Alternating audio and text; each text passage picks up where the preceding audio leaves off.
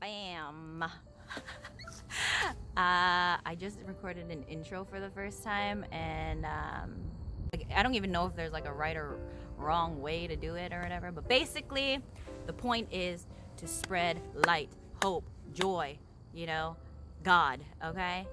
He is the answer, okay? So, I am a very private person, and it's been a 4 or 5 year journey where God has been like, okay, time to talk and record. And I feel like even, I guess before then, I don't know if you guys remember like flip phones and like Blackberries. I don't even remember if Blackberries had a camera, but during those times is when God was like restoring my life and like bringing me out of darkness and sin. And so I couldn't even record, I guess, even if he told me. I don't know, whatever. Oh yeah, people probably had like camcorders or something. Or camcorder? I don't know. Cam recorder?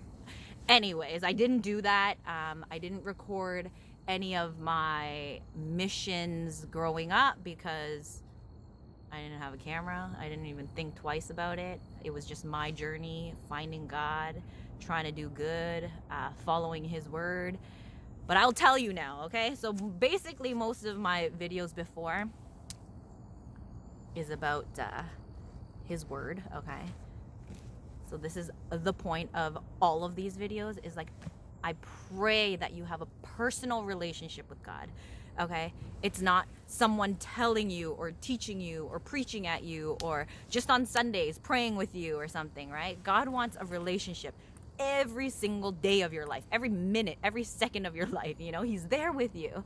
And so the point of these videos is like, I pray that you just open it, okay? If you don't have a zipper, it's easier, just open and read, okay? Because his word is alive, even if I tell it to you, when you read it for yourself, he will reveal things within your heart, within your spirit, that no person on this earth can, okay? So read his word, pray, okay? Prayer is so powerful, and especially in a time like this, we need him more than ever. You feel like you don't have anyone to talk to, or nobody cares. Everyone's in quarantine, so you can't see anybody either. You can't really like talk to people. God is with you. He's there with you, in your room, in your house, watching over you, loving you, with his arms like open, like he's like, come to me, okay? And so pray and he will answer. This is his promise. Like, I can say this so confidently because he has shown up every single time, okay? And I wouldn't be here just saying stuff if my life wasn't changed, And so he can literally bring you out of darkness, out of the heaviness, out of sin, out of shame, out of loneliness, out of depression, out of anxiety. He can bring you out of that because God is light. God is love, okay? So pray, read his word, he will reveal it to you, and journal, okay?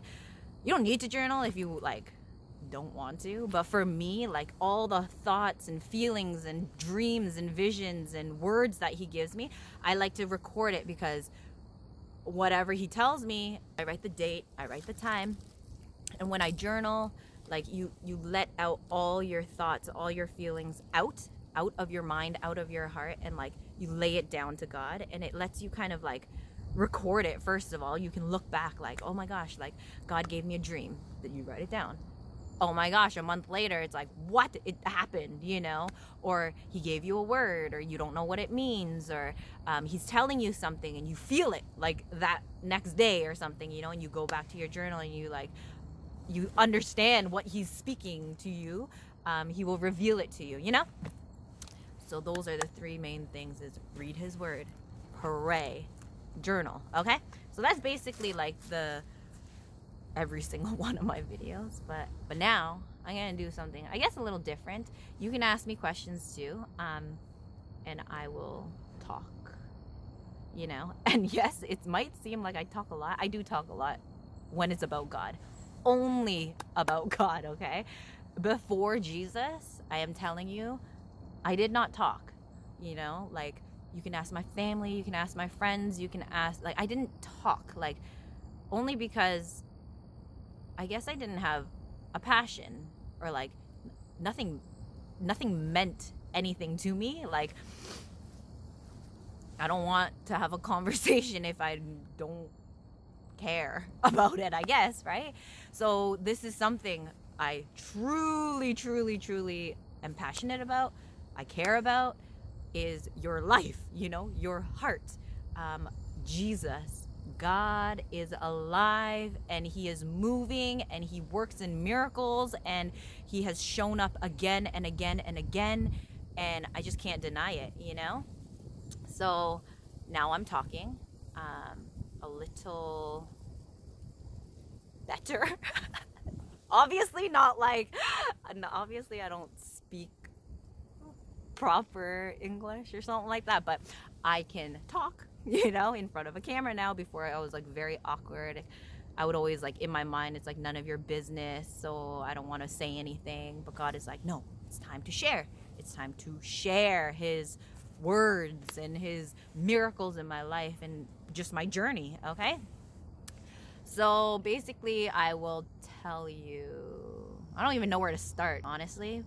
I can tell you one thing though, I don't even know where to start. Like, this is even before, like, I first had my personal encounter with God in my, I guess, late teens, early 20s. But I was still living in sin. I was still living in darkness. I was still living in the ways of the world.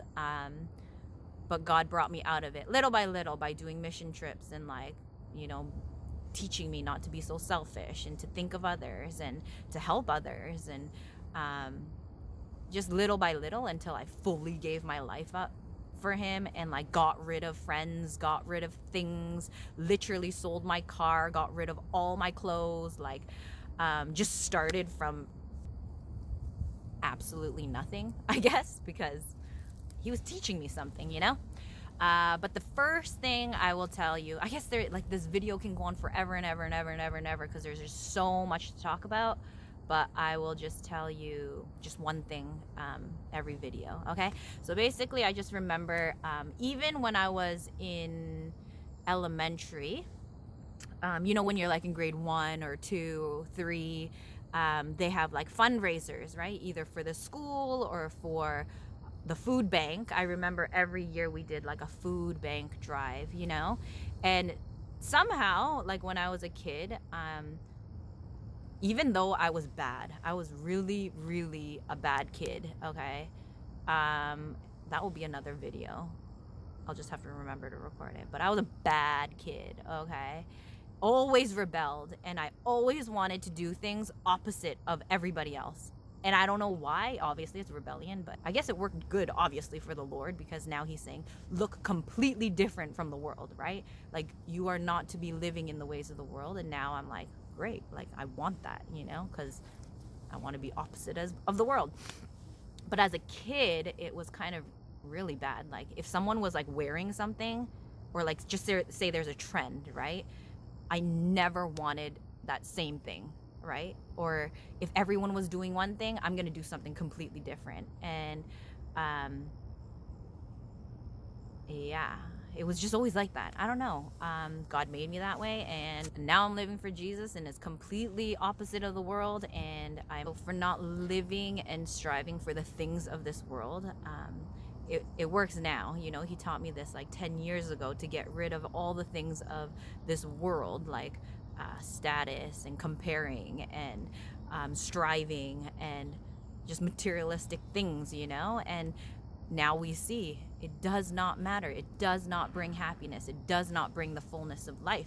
So I'm so thankful that he brought me out of this 10 years ago, when a time like this is happening, a pandemic, and where you really start to realize what is the meaning of life, like what really matters, or like fires that are happening, wars that are happening, not wars, but like tragic things that are happening in this world. What really matters, we start to see life is truly precious. We don't know if we're going to see tomorrow. So let's not keep striving for the things of this world, and look to the things that truly matter. Like, love, unity, kindness, generosity, you know, sharing and caring and just living together in one body. And this is how we're going to do this virtually, online, until one day we can meet face to face, you know, God willing.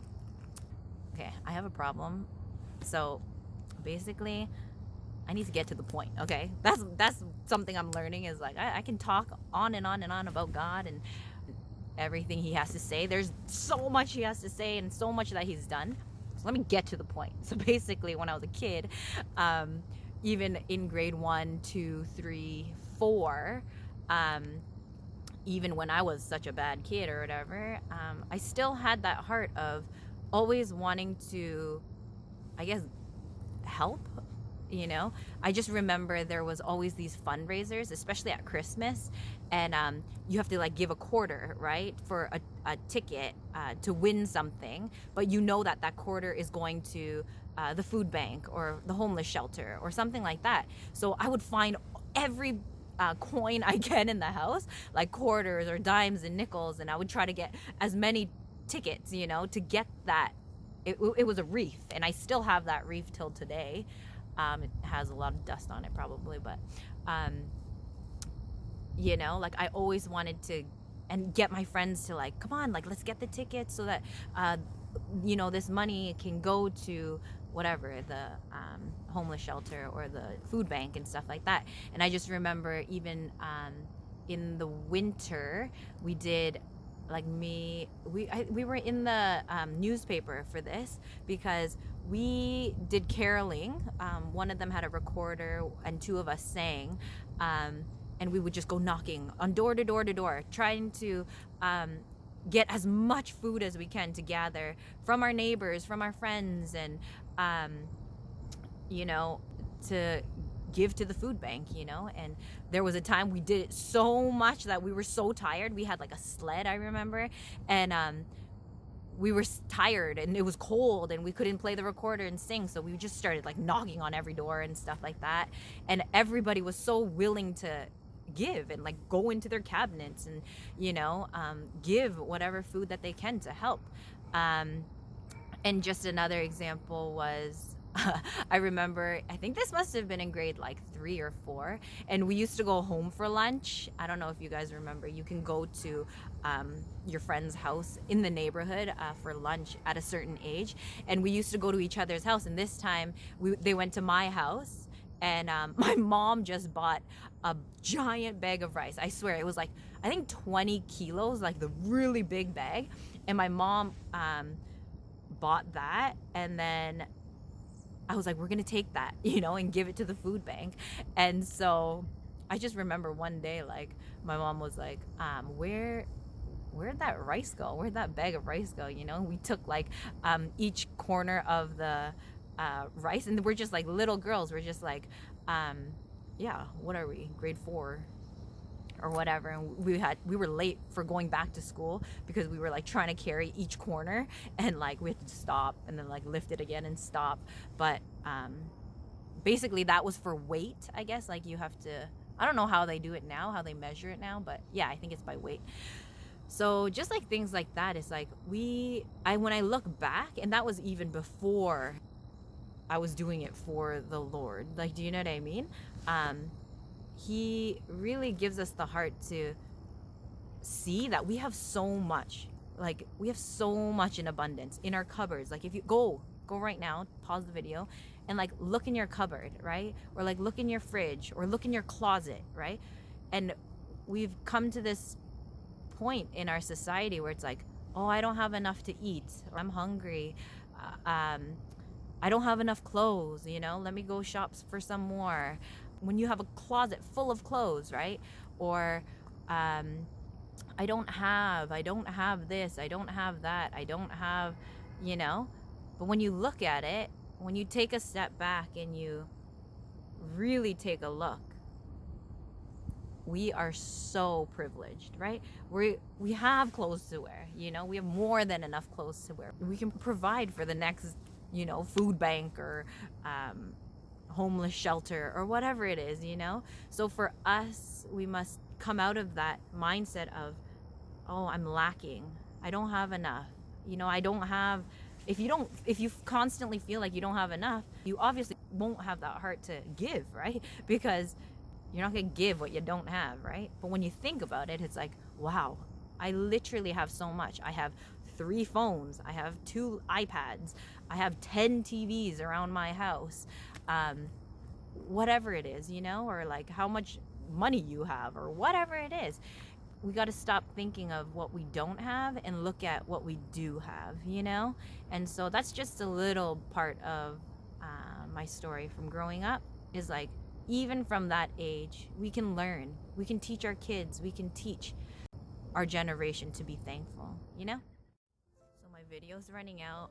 That's something I'm going to need to deal with and make more space. But the point is, let us be thankful for everything that we do have. Let's make it a lifestyle to look at everything that we have, like in front of us, you know, and be thankful for that.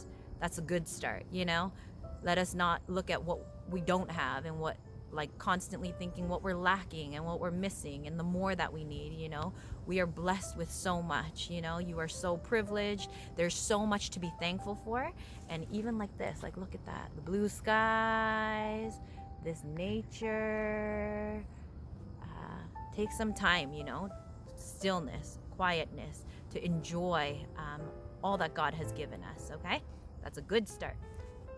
Until next time, I'll tell you like another little bit of my story, okay? Jesus loves you.